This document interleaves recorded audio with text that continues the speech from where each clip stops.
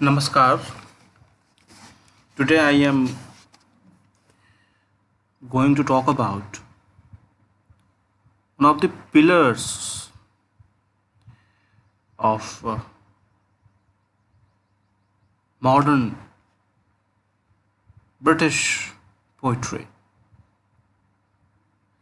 I am going to talk about Thomas Sterne Eliot. T.S. Eliot.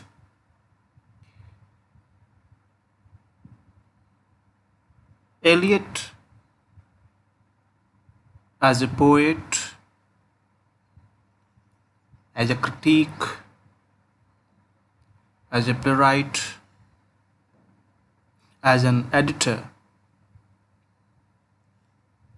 received highest awards like Order of Merit and Nobel Prize for literature.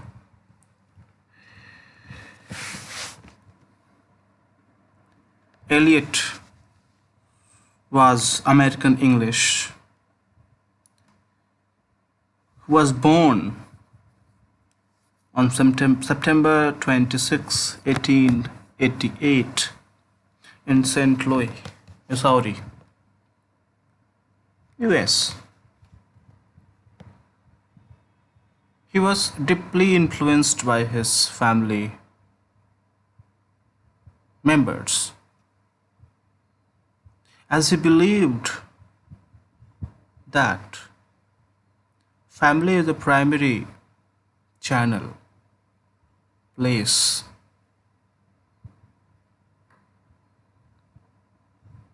family is that construction which plays a very significant and essential role in the transmission of culture. His grandfather, W.G. Eliot, was a religious man, and so was T.S. Eliot. He was a Catholic. His grandfather didn't like or endorse fast social changes. And this is what we clearly see in Eliot, younger Eliot too. His father was a businessman, which his son didn't like. And in the pursuit of tradition, in the pursuit of a culture, T.S. Eliot settled in England to nurture his literary sensibilities. His mother, Charlotte, had a great impression on him, and she had a strong sense of duty and moral responsibilities, which we clearly see in the writings of T.S. Eliot. Eliot studied at Harvard, where he was exposed to the richness of other cross-cultural traditions. He was exposed to the languages like Sanskrit and Pali. He was well immersed in Indian philosophy through Upanishads, Bhagavad Gita, and Buddhist philosophy. And for this, he was motivated, inspired by Irving Babbitt and Charles Lundman. He was equally influenced by F.H. Bradley's concept of higher unity of the absolute his concepts of truth and reality.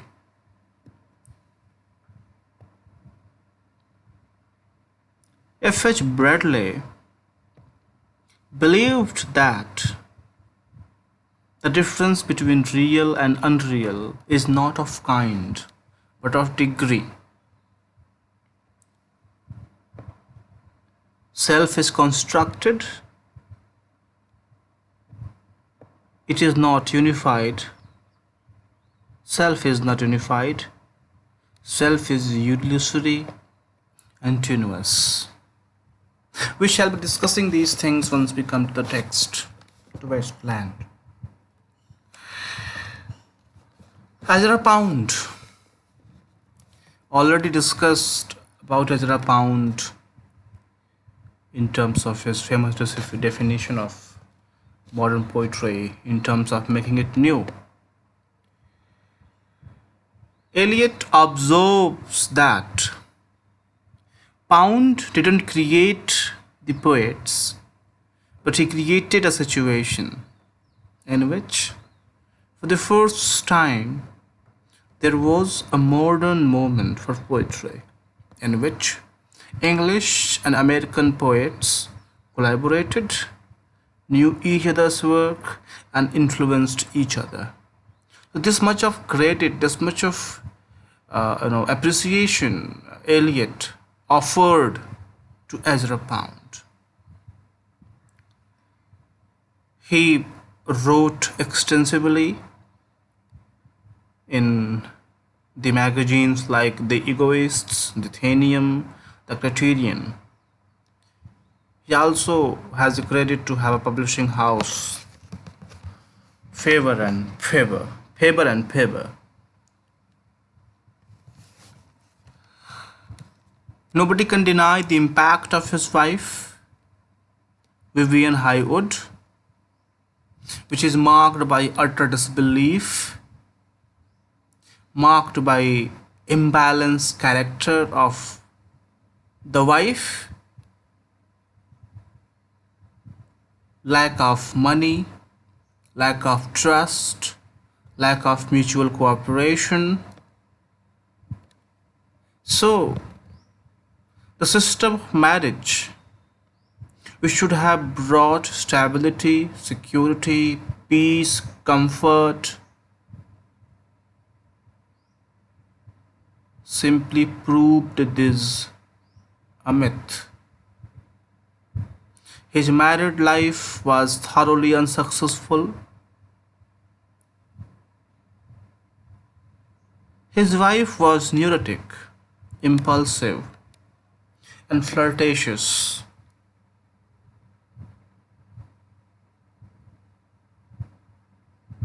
Which Eliot didn't endorse like ever. And these he profusely used in his magnum opus, The West Land. His important writings include Prufrock and Other Observations, Gerontion, The West Land, The Hollow Men, Ash Wednesday, Four Quartets, verse plays like Murder in the Cathedral, The Confidential Clerk, The Family Reunion,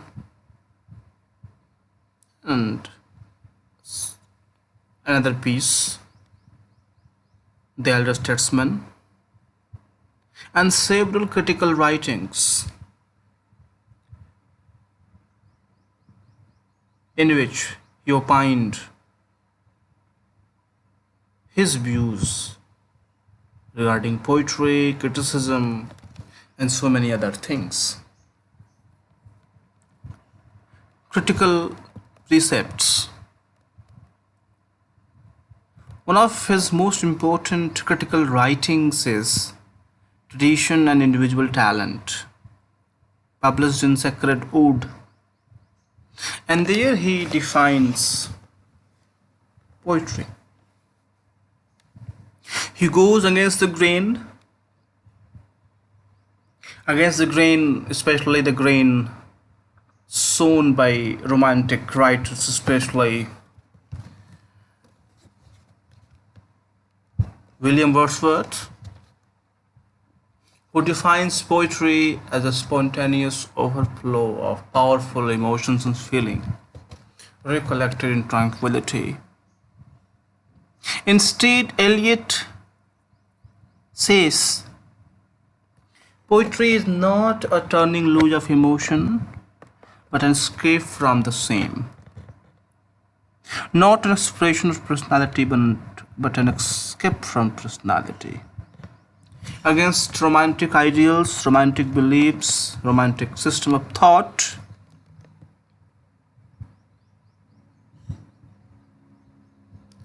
the concept of objective correlative. So instead of expressing one's own self in terms of I, as Wordsworth did, Eliot talks about adopting objective correlative. And this would be a set of objects, a situation, a chain of events, which shall be the formula of that particular emotion. This is very much similar to the concept of mask by W.B. Yeats, and even to a certain extent, to a greater extent, the concept of negative capability of John Keats, objective correlative. And he talks about this in his magnum essay on Hamlet and his problem, where he declares Hamlet to be artistic failure.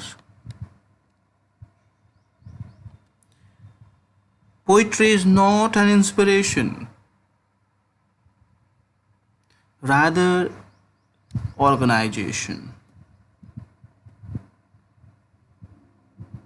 Its poetry is artistic patterning of emotions against romantic ideals, which I just mentioned.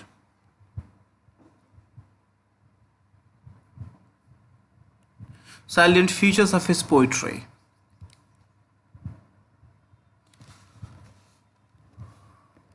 Elizabethan writers like Spenser and others simply wrote in florid style, bombastic use of language, decorative piece of language, which he didn't like.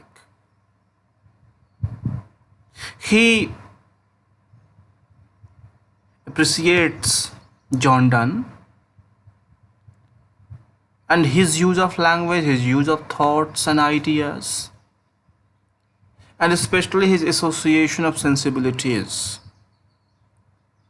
instead of the dissociation of the sensibilities which he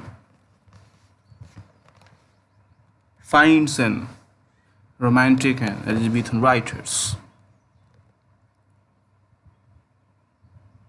Allusiveness.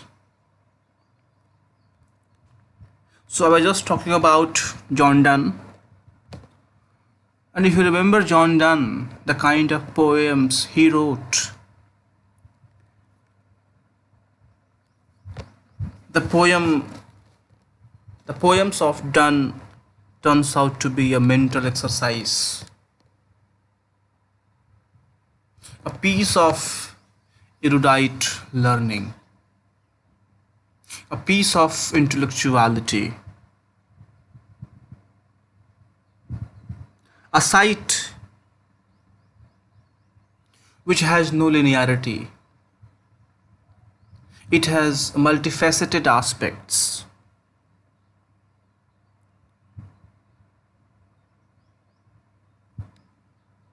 Poetry then is not simply the expression of deep felt emotions and feelings. Rather, it becomes more complex. Allusiveness,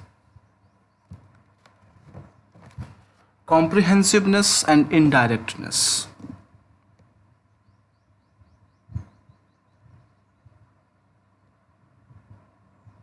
Eliot believed that our civilization is more complex and full of variety. So should be the poetry. The complexities and the varieties of the civilization should be presented in equal complex manner. And to do so, the poet must become more and more comprehensive. He should be more elusive. He should be more indirect, doing violence to the syntax in order to force, to dislocate, if necessary, language into his meaning.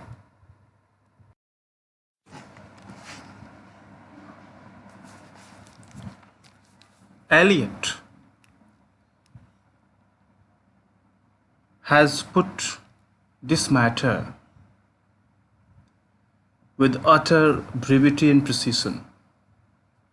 He says, "It was one of our tenets that verse should have the virtue of prose. Diction should become assimilated to cultivated contemporary speech before aspiring to the elevation of poetry. Subject matter and imagery should be extended to topics and objects related to the modern life. We were to seek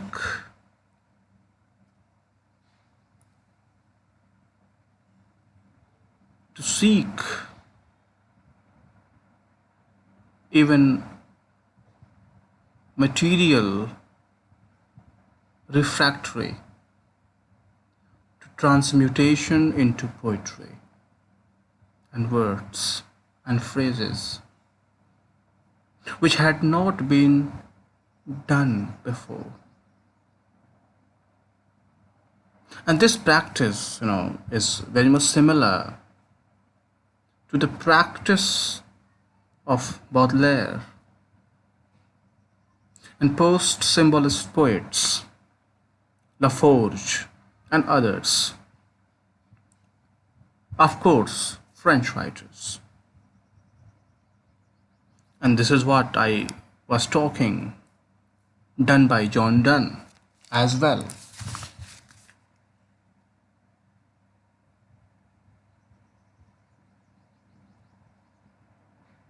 The awareness of the contemporary industrial civilization and of the revolutionary discoveries, psychology, economics, myth criticism, the Golden Bough, Fraser's book, there are several new things which were happening in 20th century. The technical and linguistic innovations which have made the new poetry so difficult, even obscure to the common readers.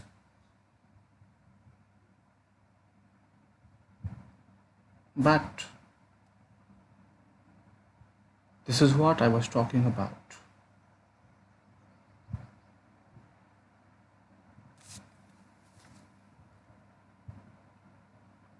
So, comprehensiveness and indirectness.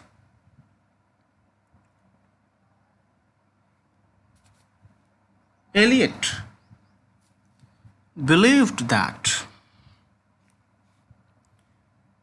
one should deliberately and consciously use symbols. These are techniques, poetic techniques, irony, paradox, pun, ambiguity, juxtaposition, references.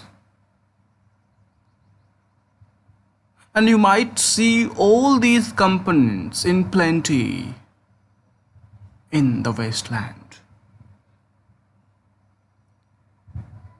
He didn't educate the adherence to traditional grammar, syntax, and even punctuation, and talked about for free verse, verse libre, compression of language, so that poetry turns out to be, on the basis of these accounts, not more than a crossword puzzle. You read a sentence, and to understand that particular sentence, you need to read 2-3 more texts. This is the hard work. This is the erudite learning. This is the intellectuality and complexity which Eliot has been advocating.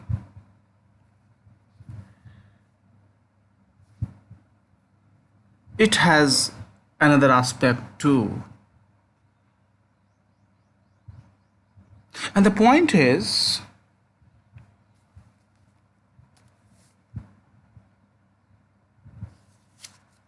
it is almost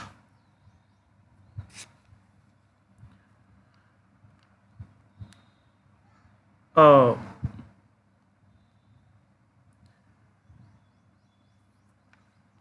taken for granted aspect that poetry is the mirror of society. So was the case of Eliot, as he wrote for the people. But the question is, which people? Which reader? Because the common man can't understand. We don't need readers of poetry. We need specialists to understand T.S. Eliot's poems. And this is the paradox of modern poetry, that it began as an attempt to adopt the language of the people, but finally became the language of the coterie, and fashioned a new style and technique which worked like a China wall between the writer and the reader, between the writer and the reader. The reader for whom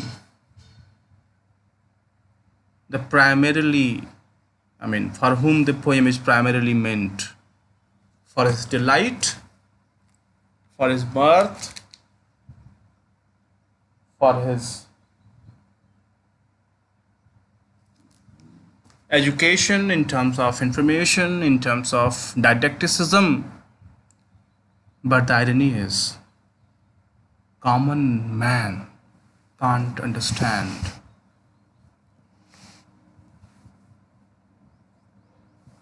The poetry of T.S. Eliot. Eliot. Every common man has to be